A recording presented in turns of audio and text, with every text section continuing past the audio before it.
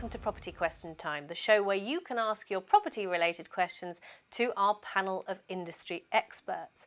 My name is Pia Jackson, and joining me today we have Tony Gimple, co-founder of Less Tax for Landlords, Nicole Bremner, director of East 8, and Stephen Galpin, a property consultant. Thank you very much for joining us.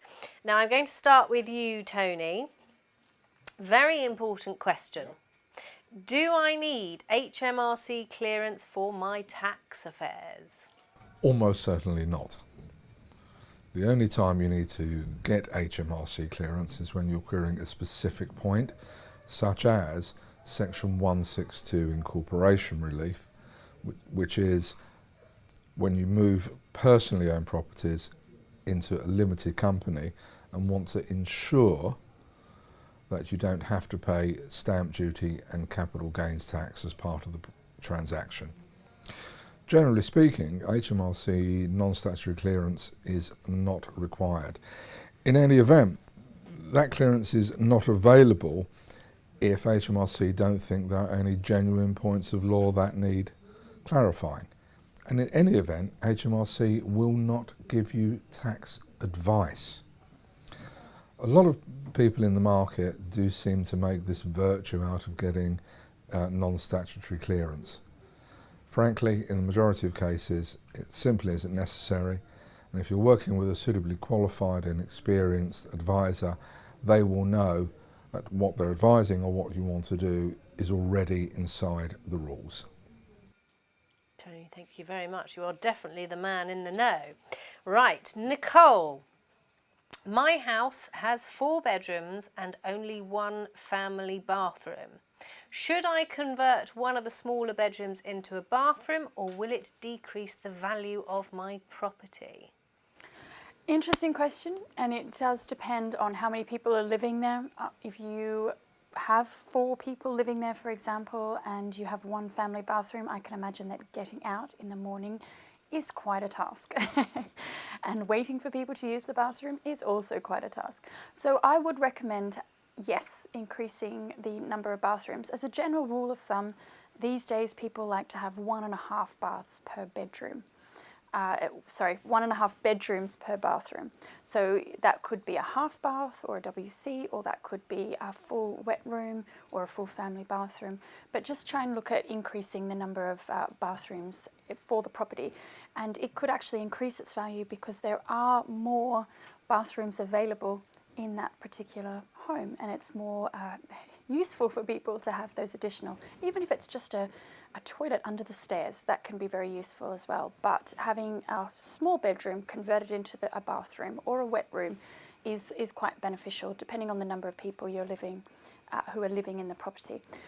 One thing that we were asked as well is if that means that you pay less council tax if you have converted one of the bedrooms and now only have 3 bedrooms. And it's interesting, the Valuation Office Agency did the bandings back in 1993, so it's been quite a while. They're very outdated. And if you do check your street, sometimes you could be surprised that while you have 3 bedrooms, you're paying the same amount as someone on the street who has 5 bedrooms, for example. So you can go back to the VOA and ask for a revaluation. It doesn't always go in your favour, but if you've got evidence to show that the other people on the street have extended their homes and the VOA haven't kept up to date with that, then you could have a good case for decreasing your council tax, and you may actually be able to claim back from the time in which you converted or an earlier time in which you moved into that property. So it is worth doing. Okay, very interesting. Thank you very much, Nicole. Right, Stephen. There's a huge former church hall in my town. It's not been used for a certain number of years. It sits on church land near to, but not right next to, a church. I want to suggest that it's converted into a hostel for the homeless and would be prepared to run this myself as a charity. Who should I approach and how should I go about this?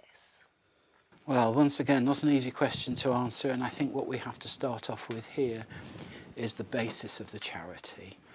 Now, the Charities Commission and the Small Charities Coalition will give excellent advice to anybody wishing to start a charitable exercise.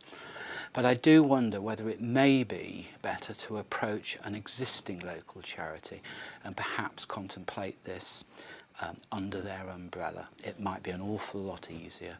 I think the whole panel would applaud the intention here, but again, these charity situations are not easy. Now, once the charitable status has been clarified, I think here I would approach the church first. It may be that the hall has been gifted to the church at some point in time, or indeed gifted to the village, and may carry covenants which restrict the use. It may be intended to be used for the wider community purpose. Okay, so that's again an important thing to clarify. Once again, as I've suggested before, a visit to the local duty planning officer could probably help here. The local council will have a good idea of the prospects for that building.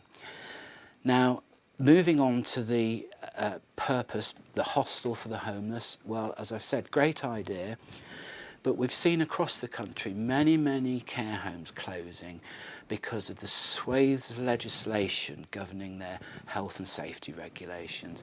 A lot have gone into receivership lately. Even last week there was a very large one went into liquidation, and that's because the regulations, quite properly, are very strict when you are caring for particularly vulnerable people. So very important to do your homework there, and I just wonder whether the purpose here is for a homeless hostel for a limited time period, perhaps Christmas, or whether it's a permanent designation. If it's the latter, then again it is going to be a planning matter, and you're going to need the support, help of the council, the church, and all those interested in the local community. Now, in this case, I said before that the parish council, these planning committees on the parish council are simply advisory boards to the main council, but I think in this case it would be vital to get them on board and fight your corner for you. But as I've said, great idea, but very big job. Absolutely. Yes. Yeah, I was just going to ask you, the church local to me in East London, a lot of the churches group together over winter and house the homeless and provide them with food and showering facilities. Does this come under some sort of a temporary license? I don't think local charities and local churches would need a temporary licence, and I think it would be highly unlikely anybody ever tests them on that in any case. And don't forget, in that kind of situation, they're very rarely offering overnight accommodation, showering and that sort of thing. So where it's a temporary, seasonal thing, I think that's quite easy to control. If the questioner here is thinking of something more long-term, more permanent, then quite difficult. There's also lots of regulations that they'll need to, Absolutely, fire yes. regs and things that they'll need to look into. Absolutely. We've got a number of clients in the southwest who run social type charitable housing on behalf of housing authorities, local authorities and charities. It is an exceptionally tough gig. Yes. Because you end up having to care for the people. In fact, one chap I phoned up just to check some routine information, said, I can't talk now, I'm on a bridge. And the reason he was on a bridge is not because he wanted to jump, but because one of his tenants was threatening to. And so he had to provide that kind of pastoral care. At the end of the day, the way to make it successful is to actually run it as a business, but with charitable objects. Well, I think that's right, but again, guidance from the charities. Absolutely. Charities Commission is essential. It is, totally. Well, thank you very much indeed. So it is now time for the part of the show where we ask our expert panellists a bit of information, a tip, some advice, some guidance that is very important. So, Nicole? Yes. What is your golden nugget? Well, given it's a cold winter and it's snowy outside, let's talk about heating. And someone recently asked me about central heating because they had purchased a flat with the view of renting it out and it had no central heating. And they asked me my opinion on that and whether they should keep the heating as it was with electric heaters or whether they should convert over to a central heating type system. Now my answer is this. It depends how much work and what your budget is and what you think the return is going to be of that central heating system. They're not cheap, but it could mean that you're able to appeal to a different type of tenant. You might be able to have a higher yield as a result of having that central heating system. If that apartment or house needs a lot of renovation, it might be worth putting in a new heating system anyway. And quite interestingly, underfloor heating has come down a great deal in recent times. It used to be quite expensive to install. Now, a water-based underfloor heating system is very efficient. It's cheaper to install, and it creates a beautiful ambient type of heat, and also you don't have ugly radiators on the walls. So if you are doing some work, I would consider looking at the underfloor heating as an option. In the bathrooms, definitely, it's very easy to put down an electric underfloor heating system. Electric tends to be too expensive to use throughout a home, but if you are heating a very small area, perhaps a main living area, then it could be an option because it's quite cost effective to install. But get some quotes, get some people in who specialise in underfloor heating, and it might be worth converting that over to a central heating system. Absolutely. Nicole, thank you very much. Now that's all we have time for, but please don't go away because we will be back after the break with some more of your property questions.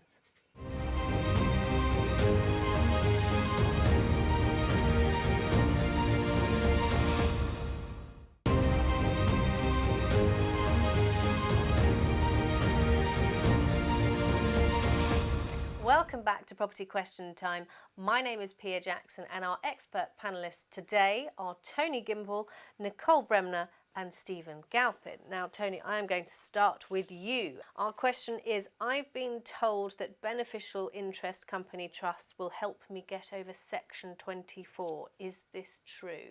Well, let's first answer what is Section 24. Yes.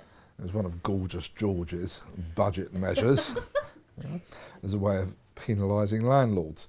And in essence, Section 24 is the removal of tax relief against mortgage finance costs. So for instance, in the current tax year, only 75% can be claimed, next year 50%, 25%, then in 2021 the maximum relief you'll be able to get is at basic rate, which can and is forcing basic rate taxpayers to be higher rate taxpayers, higher rate to be advanced rate taxpayers. If you're lucky enough to be earning between £100,000 and £123,000, it's forcing people into a 60% tax band.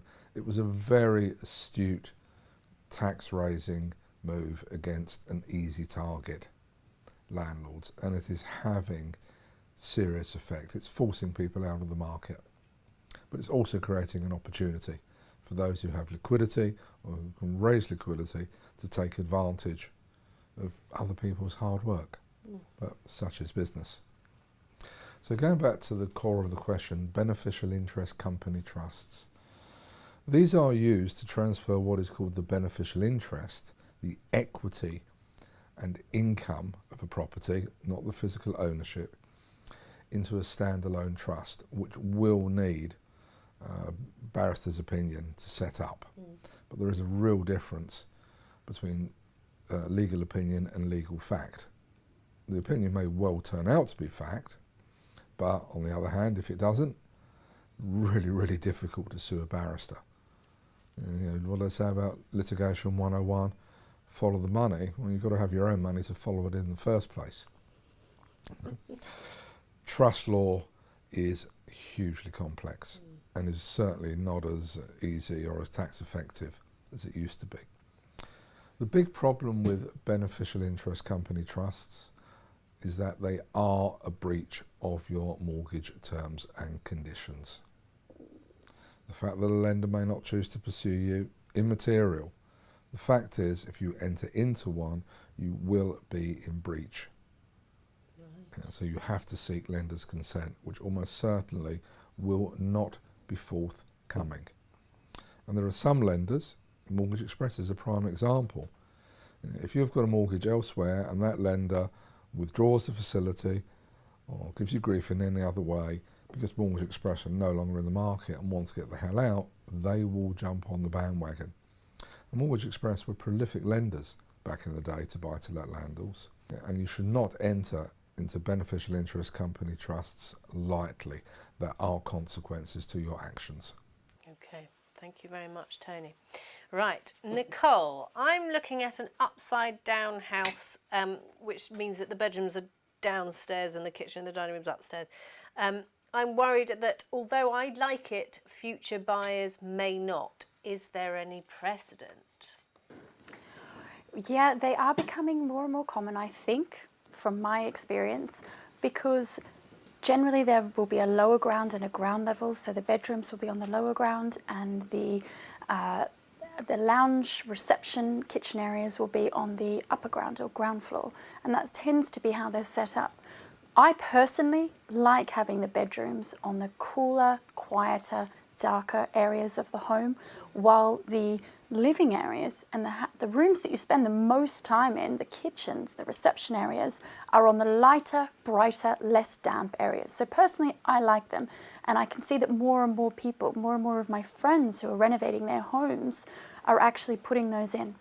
But yes, there are mindset adjustment issues with people, because while it's common in Australia, where I'm from, it's not so common here in the UK, and I think that people could be potentially turned off by one.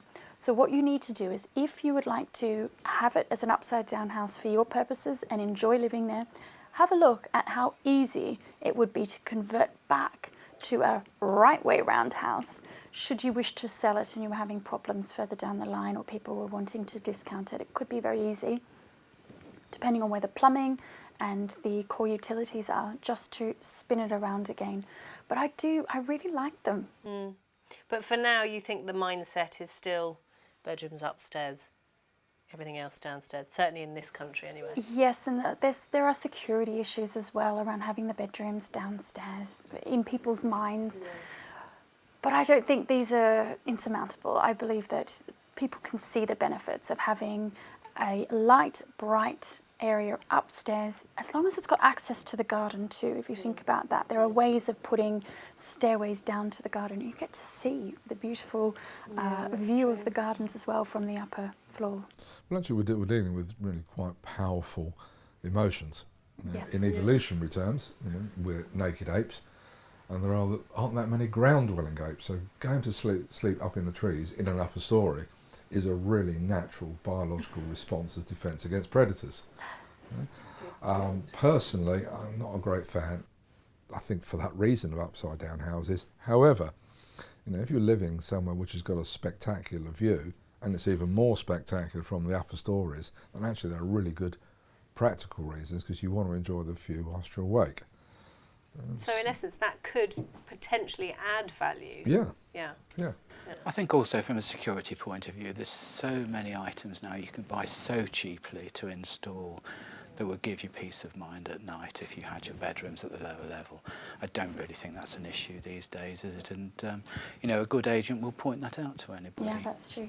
You just need to think about carrying groceries up a narrow stairway, so it's perhaps useful to think about how it's laid out for that reason. But I think actually there's a even more fundamental reason in doing the house the way you want it. If it's your own home, it's your own home. You've got to live it's not an investment, it's not an income producing asset, it's where you've chosen to live. Yeah. And if you want to live upside down, in the loft, in the basement, whatever works for you. That's true. Yeah. Different strokes. Right. Okay, thank you very much. Stephen, I want to buy a house on the Thames, but I'm worried about potential flooding issues. Are there likely to be any insurance problems, and is there anything I don't know which I ought to? Well, where do we start? In terms of insurance, yes, there will be issues. Insurance will inevitably be more expensive than somewhere, shall we say, inland, away from the water. And this is often gauged by the published Environment Agency calculations which they show. They produce graphs which will try and estimate the amount of flooding over the next 50 or 100 years, or 15 years for instance, and the insurance companies will take that as the guide. The problem is that we've had a lot of development. There's been a clamour for new housing over the last probably 30 years, and so people have built on floodplains. Now, a floodplain is simply a farmer's field where in days gone by rain would rain, it would filter its way through that field into the water. These days we have such efficient drainage and gutterage on houses that the water escalates into the river so quickly that it can cause flash flooding if we have exceptional rain. And if that's coupled with higher river levels coming down from Wales down the Thames, then of course it becomes exaggerated. And yes, if you're going to live on the Thames, if you're going to live very close to it, there will be flooding. Now, there are areas on the Thames, in the Upper Thames, where, for instance, at Henley-on-Thames, they have ways of controlling with the locks the amount of water that flows through. And to a great degree, they can control that, and that protects many of the important buildings that we have along the Thames. We have the Thames Barrier, of course, which controls the tides in and out, and it does have an effect further up the Thames. So, yes, it's a complex thing. The Environment Agency is your first port of call, but again, your local agent will have good information about insurance schemes, anything that may be government backed to assist with insurance, and be able to advise you properly. Lovely. One area I've had a lot of experience with in a previous existence, working within the insurance industry, and insurers find floodplains and government policy really very difficult. You know, the Thames Barrier is coming to the end of its life. Yes. The 100-year flood, well, the longer something doesn't happen, actually, the more chances of it will happen, because you're running out of time. One of the easiest things you can do, though, to make insurance easier and get over a flood is to build in resilience. So don't put the power sockets on the skirting board. No. Put them halfway up the wall. That way, when the house is flooded, you're not going to get damage to the electrics to such a great degree. Makes it easier to repair, therefore easier to insure. Another point is that with the mortgageability of these properties is very difficult. There is only a very small handful of mortgage providers who will mortgage against properties that are too close to water, so that's something that you need to consider as well. Okay. All right, lovely. Well, we've had such a lovely chat. We've run out of time. We don't even have time for a golden nugget. But thank you very much indeed. Please do keep sending in your questions. You can send them in via the website property-tv.co.uk or via email info@property-tv.co.uk. A huge thank you to our fantastic panellists. Thank you very much. My name is Pia Jackson and you have been watching Property Question Time. See you soon.